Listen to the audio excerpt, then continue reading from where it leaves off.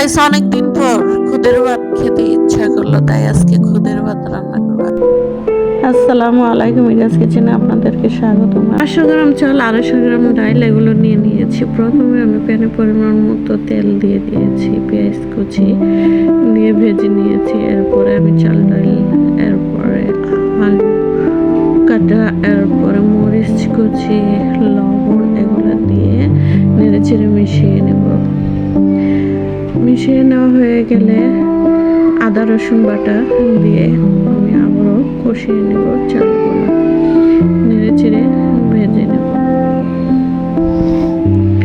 ভেজে নেওয়া হয়ে গেলে এখানে আমি পরিমাণ মতো পানি দিয়ে দেব।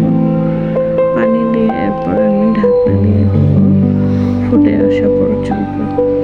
এরপরে আমি নেড়ে চেড়ে দিয়ে আবারও আমি ঢাকনা দিয়ে ঢেকে দেব। এরপরে আমি চাপা ভর্তার জন্য মরিচ, চাপা, পেঁয়াজ, রসুন এগুলো নিয়ে নিয়েছি। প্যানে পরিমাণ মতো তেল দিয়ে রসুন, পেঁয়াজ কুচি এগুলো দিয়ে হালকা ভেজে নেব।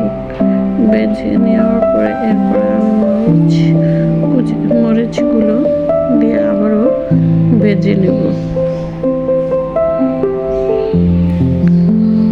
মরিচ দেওয়া হয়ে গেছে, এবার আমি একটু লবণ দেব। লবণ দিয়ে আবারও ভেজে নেব ভালোভাবে।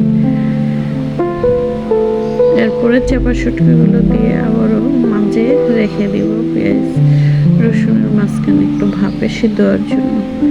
এরপরে আমি আবারও খুদের ভাতটা নেড়ে চেড়ে উল্টিয়ে পাল্টিয়ে দেব।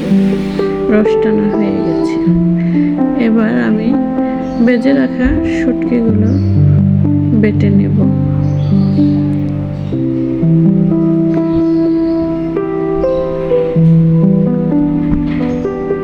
কিন্তু আমার ভর্তা রেডি।